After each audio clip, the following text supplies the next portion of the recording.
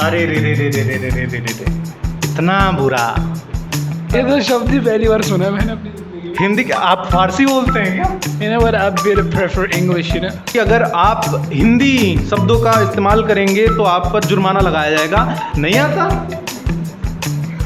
लिखने का प्रयास तो करिए, कुछ तो लिखिए।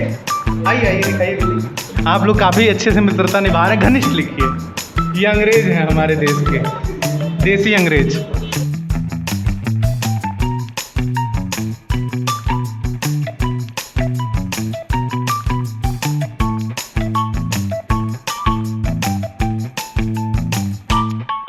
अभी देख सकते हैं हम बाहर की बाहर बारिश आ रही है और बाहर से जो बारिश है वहाँ से ये थोड़ी सी पानी घर के अंदर आ रही है और ये जो पानी है वो इतनी ही है जितना हमारे देश के लोगों को हिंदी आती है और हिंदी इतनी ज़्यादा आती है कि क्या ही बात करें। और इसका जीता जागता उदाहरण आज हम अपने आँखों के सामने देखेंगे, क्योंकि हमारे जो लोग हैं, जो होनहार लोग हमारे अंदर काम कर रहे हैं, हम उनका एक छोटा सा टेस्ट लेंगे और जानेंगे कि आखिर में उनको कितनी हिंदी आती है। ये छोटा सा कागज़ का टुकड़ा है मेरे हाथ में और ये पेन, इससे हम कुछ मुश्किल शब्द लिखवाएंगे इनसे और ये बिल्कुल भी स्क्रिप्टेड नहीं है, क्योंकि अब हम इनको अगर बता दें तो शायद ये लोग तैयार हो जाएं। तो वर्ड्स तो इतने सारे हैं, आखिर में शब्द जो हैं इतने सारे हैं हिंदी के व्याकरण में कि अगर मैं कितना भी इनको बता भी दूं फिर भी इतने सारे बाकी रह जाएंगे कि लिखवा लें अगर तो गलतियां तो सामने आ ही जाएंगी। तो बिना देरी किए हिंदी दिवस के शुभ अवसर पर हम इनका टेस्ट लेते हैं, यानी कि इनकी जांच करते हैं।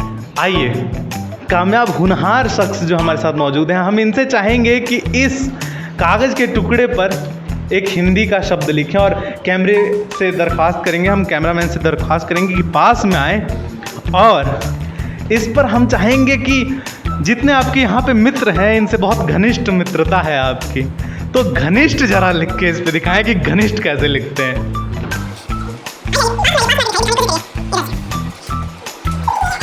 नहीं आता? लिखने का प्रयास तो करिए, कुछ तो लिखिए। आइए लिखाइए।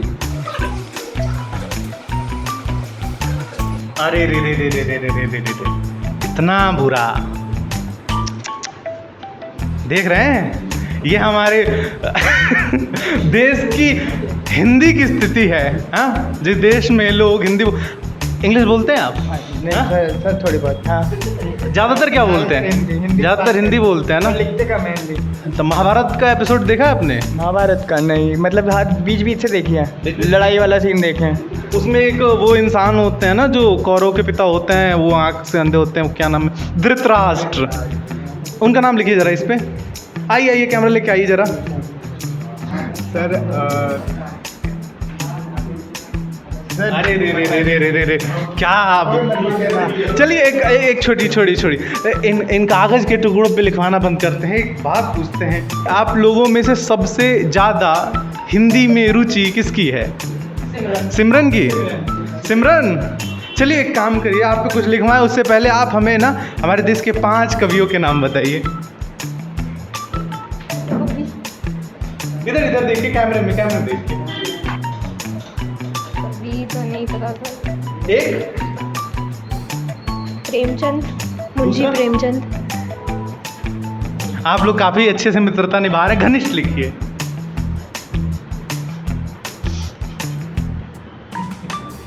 ओ भाई साहब कितना गंदा लिखा है। कोई बात नहीं, ये जो हिंदी ना आना है ना, ये हिंदी ना आना कहीं ना कहीं बहुत बड़ा कृतज्ञ है। कृतज्ञ किसको लिखना आता है भाई? लिखिए ज़रा, कृतज्ञ लिखिए इस पे। तो शब्द ही मैं पहली बार सुन रहा हूँ। क्या देखिए, इनके जवाब बहुत अच्छे होते हैं। क्या ये तो शब्द ही पहली बार सुना मैंने अपनी। ये अंग्रेज हैं हमारे देश के, देसी अंग्रेज। कहाँ लिखा? ये रहा। काफ़ी निपुण लोग हैं। लाइए। अच्छा, अंग्रेजी आप ज़्यादा वो करते हैं, प्रेफर करते हैं ना? इंग्लिश। तो आइए इनसे इंग्लिश में 5 राइटर्स के नाम पूछ लेते हैं, बताइए।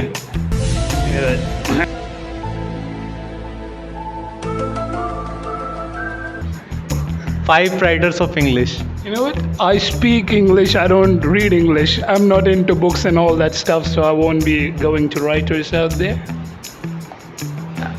बोल अंग्रेजी रहे हैं, लग रसियन रहे हैं। ऐसे हमारे देश के लोग हैं, होनहार लोग हैं। चलिए खैर कोई बात नहीं, हम और हिंदी के शब्द लिखवाते हैं। अच्छा ये लिखिए, प्रणाली लिखिए, इस पर प्रणाली। क्या बात है, लोगों ने लिख लिया, लेकिन अभी तक किसी ने कुछ नहीं लिखा, तो वो है धृतराष्ट्र। तो हम अभी चाहेंगे कि हमारे अनुभव सर जो है वो धृतराष्ट्र लिखें इस पे। धृष्ट नहीं, धृतराष्ट्र। धृतराष्ट्र।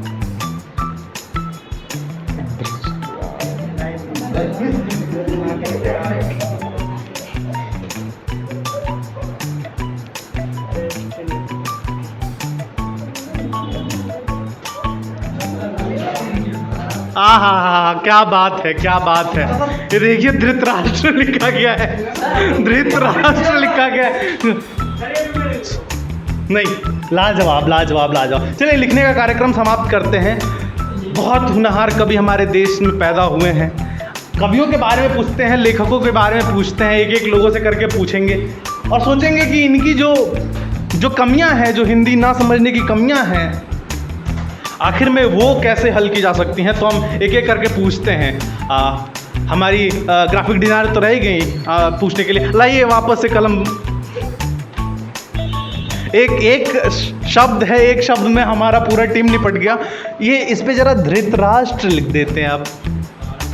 एक आखिरी उम्मीद बची हुई है धृतराष्ट्र लिखने की, देखते हैं क्या होता है।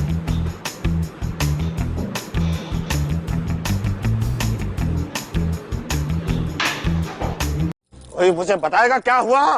मैं आपको दृष्टि देता हूं महाराज धृतराष्ट्र। कितने लोग हैं हमारे बीच में अभी? 1 2 3 4 5 6 7 8 9 10, मतलब हमारा स्कोर है 1, 10 में से 1। बताइए किस कवि को सुनना और उनके जो लेख हैं वो पढ़ना आपको पसंद आते हैं? कवि सबसे ज़्यादा हरिवंश राय बच्चन जी। उनकी कोई रचना जो आपको पता हो अभी? हाँ जी सर, उनकी वो कोशिश करने वालों की हार नहीं होती, ये वाली मुझे बहुत अच्छी लगती है उनकी जी। और किसी लेखक जो कहानियों के लेखक हैं, मुंशी प्रेमचंद, उनको आप ज़्यादा पढ़ती हैं? ठीक है। सिद्धांत जी, हम बताइए किस? वो सेम प्राची वाले, वो सेम उनके हमने वो बुक भी पढ़ी थी, 9th में थी ना। हाँ, कौन सी बुक? 9th में। और बाकी कबीर नहीं, कौन सी बुक? वो सर 9th में थी, वो क्षितिज में भी था। बड़े होनहार छात्र हैं। पूछो आप बच्चों से। चलिए ठीक है, ठीक है। बाकी क्या कहना चाहेंगे?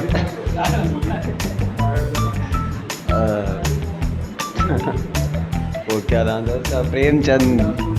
शाबाश बेटा, बहुत बढ़िया। आप बताइए कौन से पोइट को, अगर हरिवंश राय बच्चन को छोड़ देते हैं और मुंशी प्रेमचंद्र को छोड़ देते हैं, तो कौन से पोइट या राइटर का नाम आपको याद है, अभी दिमाग पे आ रहा है? सर ऐसे तो कोई राइटर मुझे नाम याद नहीं आ रहा है। नहीं याद सर। बस मेरे को तो तुलसीदास की पता है, हनुमान चालीसा लिखी थी उन्होंने, और रामचरितमानस लिखी थी, पोएट है वो एक।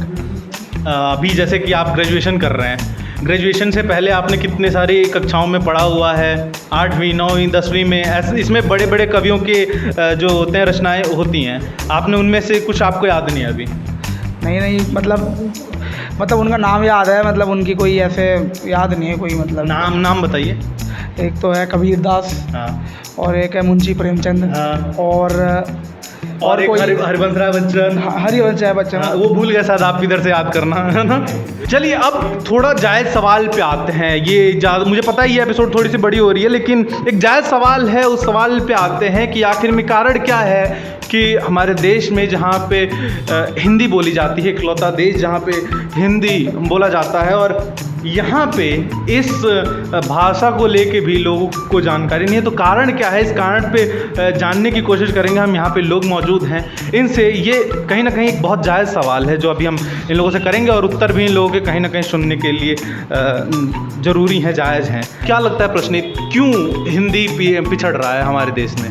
सर जी सब कुछ ही इंग्लिश में अवेलेबल है। अगर हम बात करें जनरल, जैसे टाइप करना होता है फ़ोन पे, हम इंग्लिश में ही टाइप करते हैं ना, तो अभी भी कई चीज़ें हैं कि इंग्लिश ही है हर जगह। अगर आप कहीं मैगजीन या स्कूल में जो किताबें हैं वो भी अब इंग्लिश में है। तो धीरे धीरे, और जो हम मूवीज़ प्रेफर करते हैं, कंटेंट भी आजकल लोग तो इंग्लिश वाला ही ज़्यादा प्रेफर कर रहे हैं। तो करते करते हम सब अंग्रेजी तरफ ज़्यादा, हमको थोड़ी पता नहीं चल रहा है। काफ़ी सही बात है कि हर चीज़ में लोगों की जो दौड़ भाग है वो कहीं ना कहीं इंग्लिश को लेके है, क्योंकि अगर लोगों की एक मानसिकता बन चुकी है कि अगर इंग्लिश नहीं मतलब लिटरेट नहीं, तो इन्हीं सब बातों को लेके कहीं ना कहीं हमारा देश जो है हिंदी को लेकर पिछड़ रहा है।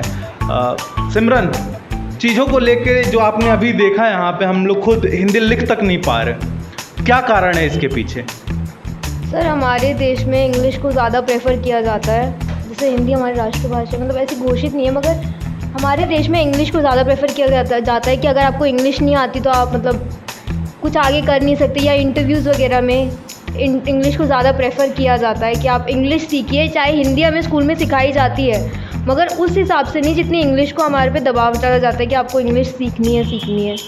ठीक है, बाकी दूसरे देशों की अगर उदाहरण लेके हम बात करें तो जापान एक देश है जहाँ पे हर चीज़ जापानीज़ में होती है, बाकी सारे जो भाषाएं हैं, जो लैंग्वेजेस हैं, वो उनको सेकेंडरी रखते हैं, प्राइमरी में वो कहीं ना कहीं जापानीज़ रखते हैं, सबसे ऊपर जापानीज़ रख के वहाँ पे सब कार्य किए जाते हैं। लोगों को जापानीज़ आनी चाहिए, बाकी उसके बाद कोई भाषा आए ना आए।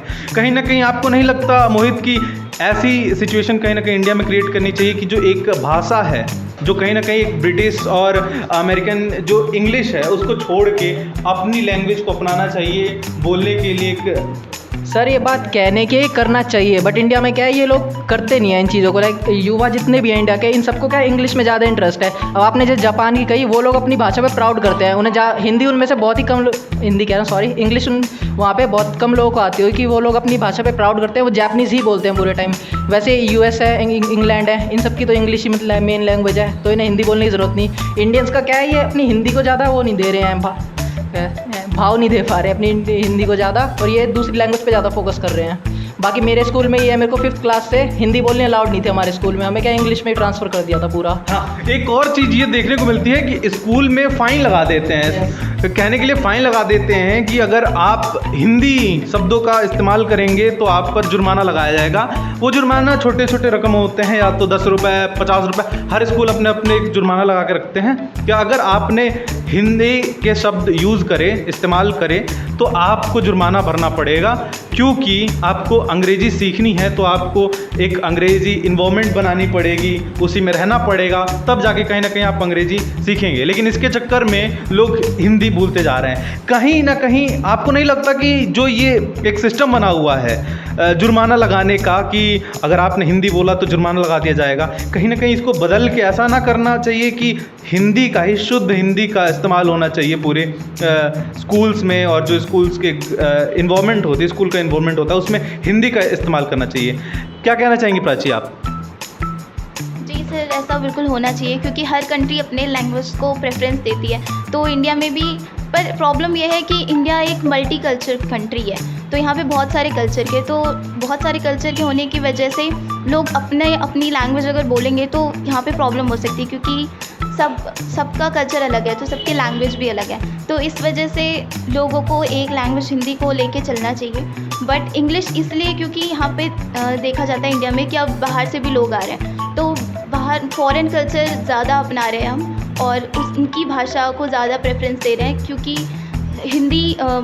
उनको हिंदी नहीं आती, और ज़्यादातर जो अपने इंडियंस हैं वो फॉरेन कल्चर को अपना रहे हैं, अपने कल्चर को भूलते जा रहे हैं। तो ऑफकोर्स ये होना चाहिए कि उन्हें भी अपनी लैंग्वेज पे प्राउड फील करना चाहिए, और उन्हें हिंदी सीखनी चाहिए, और ये रूल्स एंड रेगुलेशन आने चाहिए।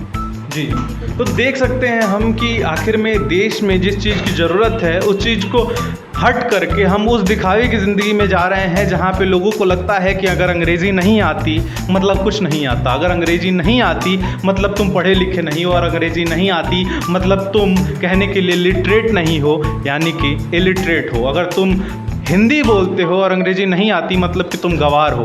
आजकल की मानसिकता यही हो चुकी है, लेकिन इन मानसिकताओं के बीच में आप क्या सोचते हैं ये जानना कहीं ना कहीं बहुत ज़रूरी है। तो हमने अपने यहाँ के होनहार लोगों के अंदर हिंदी को लेकर कितनी जागरूकता है ये दिखाई, और वो लोग क्या चाहते हैं, क्या सोचते हैं ये दिखाई। लेकिन अब सवाल उठता है कि देश की बाकी जनता क्या सोचती है हिंदी दिवस पे, हिंदी को लेके, हिंदी मानसिकताओं को लेके क्या सोचती है, ये जानना कहीं ना कहीं बहुत ज़रूरी है।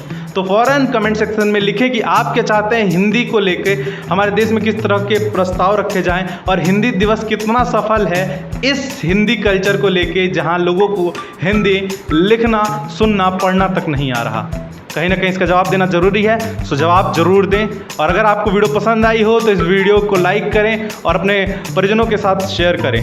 अगर ऐसे कंटेंट और देखने हैं तो चैनल को सब्सक्राइब करें। मिलते हैं आप लोगों से नए वीडियो में बहुत जल्द, तब तक के लिए जय हिंद, वंदे मातरम।